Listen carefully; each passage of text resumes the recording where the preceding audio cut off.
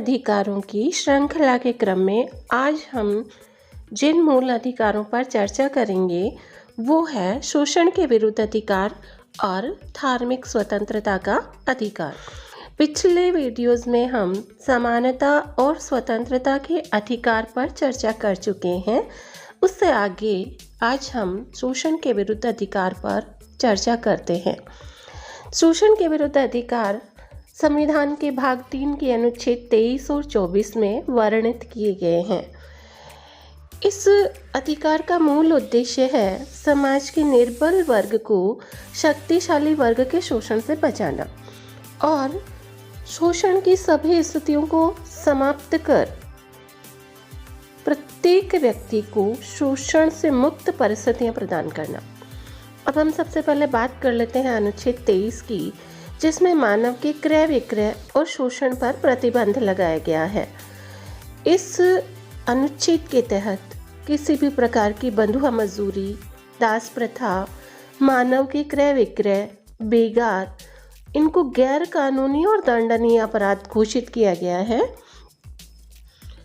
और दूसरा जो अनुच्छेद है 24, इसमें 14 वर्ष से कम आयु के बच्चों को जोखिमपूर्ण कार्यों में जैसे कारखाने या खदान, इन पर प्रतिबंध लगाया गया है। अर्थात 14 से कम उम्र के बच्चों को किसी भी जोखिमपूर्ण कार्यों में नहीं लगाया जा सकता, उसे भी अपराध घोषित किया गया है।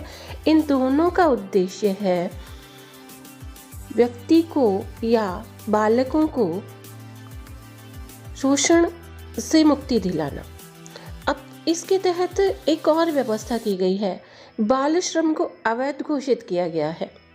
नीति निर्देशक तत्वों के तहत ये कानून बनाया गया और बाल श्रम को अवैध घोषित किया गया। इसके अलावा निःशुल्क और अनिवार्य शिक्षा को बच्चों का मौलिक अधिकार बना करके शोषण के विरुद्ध अधिकार को मजबूती प्रदान की गई है और अर्थपूर्ण बनाया गया है।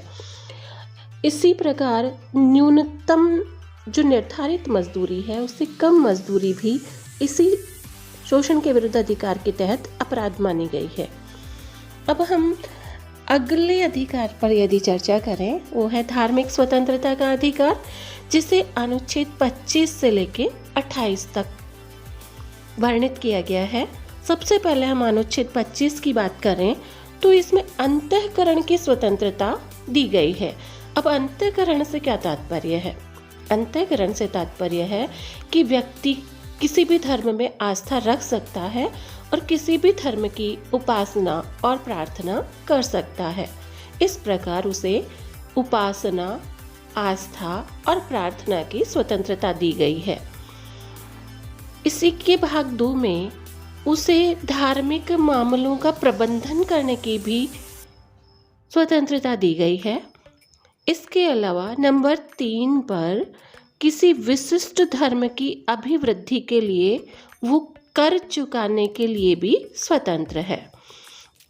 और नंबर 4 पर है धर्म का प्रचार करने की भी उसे स्वतंत्रता है। वो जिस भी धर्म को मानता है उसका प्रचार करने की उसको स्वतंत्रता है, लेकिन इसमें एक कंडीशन है कि इसका सहारा लेकर के जबरन किसी को लालच दे करके धर्म परिवर्तन नहीं करवाया जा सकता। सिर्फ अपने धर्म का प्रचार करने की स्वतंत्रता है। अब हम बात कर लेते हैं अनुच्छेद 26 पर। तो धार्मिक संस्थाओं और दान से स्थापित जो सेवा संस्थाएं हैं, इनकी स्थापना और देखभाल करने की स्वतंत्रता भी धार्मिक स्वतंत्रता के अधिकार में दी गई है। व्यक्ति को अधिकार दिया गया है कि वो धार्मिक संस्थाओं की स्थापना कर सकता है और उनकी देखभाल कर सकता है। अनुच्छेद 27 की बात करें तो धार्मिक कार्यों के लिए एकत्रित संपत्ति को टैक्स फ्री बनाया गया है, कर मुक्त है। धार्मिक कार्यों के लिए यदि कोई व्यक्ति कोई राशि देता है तो वो भी कर मुक्त है। अब हम बात कर लेते हैं 28 अनुच्छेद पर, जो उन शैक्षणिक संस्थाओं की बात करता है जो या तो सरकारी हैं या राज्य से मान्यता और सहायता प्राप्त हैं। ऐसी शिक्षण संस्थाओं में धार्मिक शिक्षा पर प्रतिबंध लगाया गया है, अर्थात किसी धर्म विशेष की शिक्षा ग्रहण करने के लिए बाध्य नहीं किया जा सकता। इस प्रकार इच्छा अनुसार धर्म का पालन और धार्मिक आचरण को ही धार्मिक स्वतंत्रता कहा गया है। धार्मिक स्वतंत्रता के अधिकार को हमारे यहाँ लोकतंत्र का प्रतीक माना जाता है।